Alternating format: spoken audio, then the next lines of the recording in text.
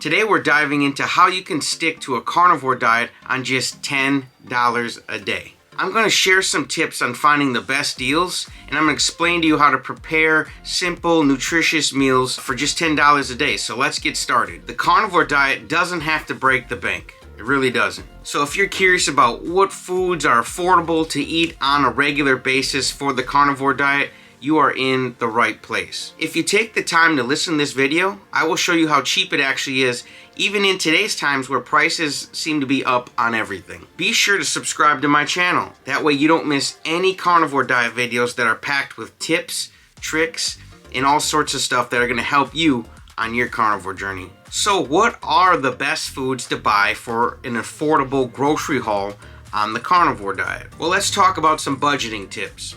Staying on budget means looking for deals. It means buying in bulk and choosing the right cuts of meat that offer the best value. I'll explain to you how to do all that plus more. Ground beef is a great cheap food to eat on the carnivore diet. It's healthy and healthy for your wallet. You can get ground beef with a high fat content, which is great on the carnivore diet. We need lots of fat on this diet. It's kind of funny, when you go with the more lean, less fatty ground beef, it's usually going to cost you more. And the stuff we want is the stuff with more fat, so that stuff is actually usually a little bit cheaper. Ground beef, whether on sale or not, it's pretty cheap, especially if you buy it in bulk. You can go frequently early morning, midweek to Kroger and routinely get ground beef marked down for about $3 or less a pound that I've found. So with that tip, I guess I'm talking about timing. Timing is a big factor. If you catch a sale on meat, that's what we want. That's what we're looking for. For instance, my local grocery store used to mark down meats on Sunday nights due to lower sales early in the week. All these stores, they mark their meat down 50% the day before the sell date. Also, try shopping at different times and paying attention to when there are 30% or 50% off stickers on the items. Some meat sales are called manager specials. I had never heard of it before until I got into the carnivore diet. Then I started paying attention. So keep an eye out for the manager specials. There's nothing wrong with stocking your freezer with items that are a day or 2 days from expiring. Try to find out when your local supermarkets mark down food. It's normally at nighttime, but days can vary. At Walmart, I've seen them marking down meats at about 10 p.m. We all have a Walmart close to us. Another Walmart tip I know is that Walmart has frozen ground beef that is generally cheaper than the ground beef on the fridge walls. I have checked both the ground beef from the frozen section and the cooled section to see if there's anything different, but nope.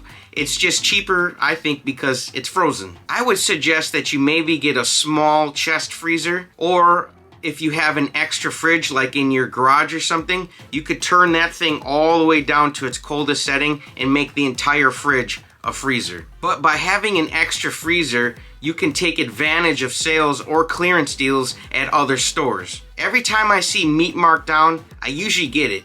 Throw it in the freezer and keep it for when I need it. Another tip I have for you is make friends with a hunter. A hunter can get quite a bit of meat, and you can section it into sizes that you can use and package it into Ziploc bags with the vacuum sealer and then freeze it for when you need it. This will give you more variety. If you can find a farmer as well and buy from them directly, it might even be better, but you might either need to pay someone to break it down for you if you go through a farmer, or be willing to just do it yourself and save a couple bucks. When you buy an entire side or half of a cow or a whole cow, it sure does save you a lot of money. You can tell them what cuts of beef you want, and it's gonna be all the same price per pound, which is excellent. If you go hunting, you'll have a freezer full of deer meat. My next door neighbor got 2 deer. He's got more meat than he can eat in a year. So having a hunting license and a deer tag is actually pretty nice. Buy an electric meat grinder and learn how to butcher it yourself.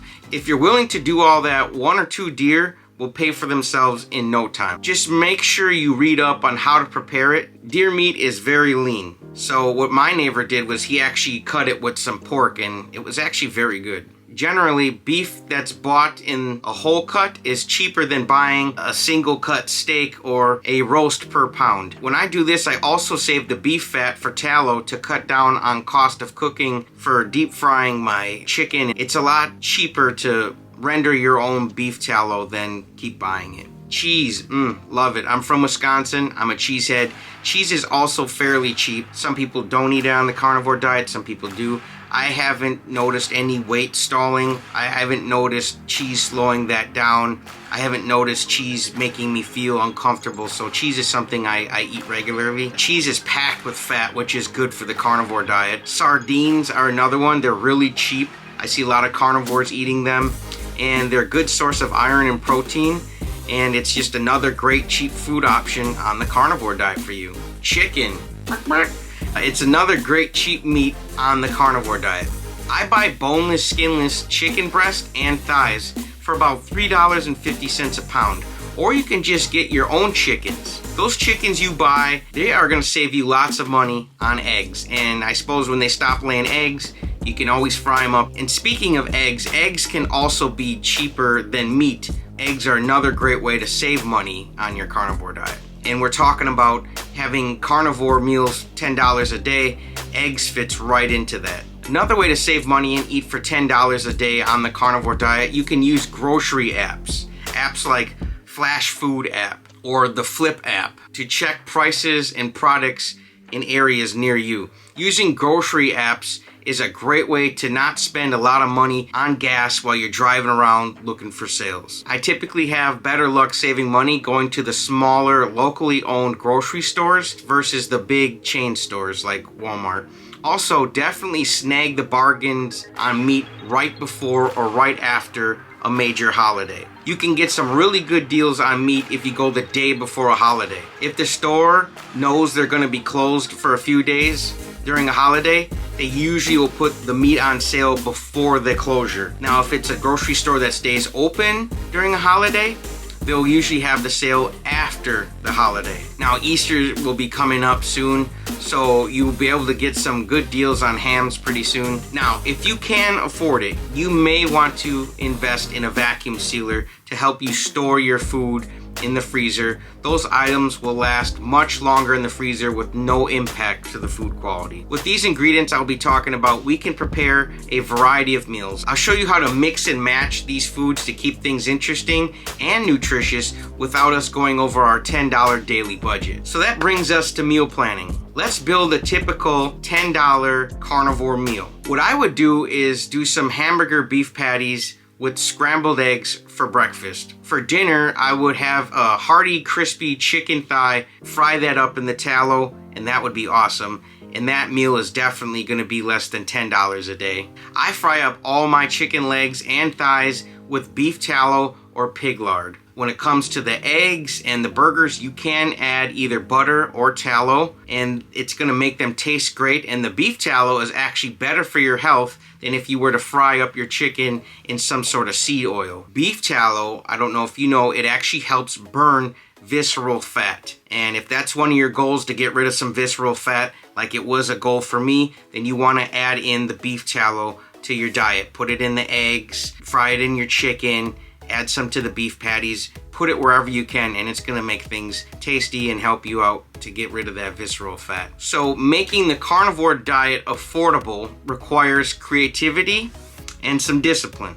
Remember, it's not just about sticking to the diet, but we also want to enjoy it without feeling restricted. So let's talk about sticking to your carnivore diet. You should try exploring different cooking methods like slow cooking or broiling to keep the meals interesting. What kind of cooking are you comfortable with? Some of the cheapest meats are made much better with some skillful grilling. Sticking to your carnivore diet, it's gonna help you if you keep an eye out for deals, even if it means shopping at multiple stores or visiting a local farmer's market. Also, talk to your butchers.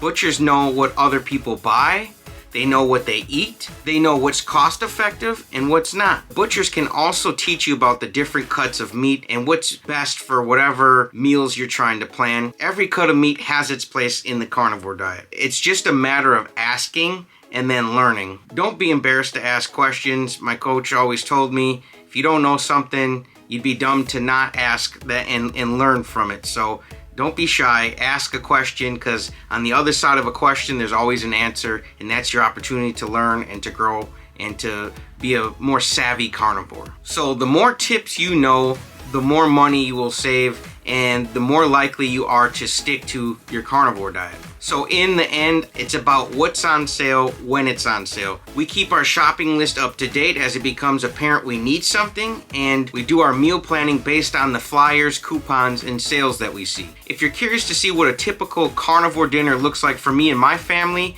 I strongly suggest you check this video out right here. Let's go!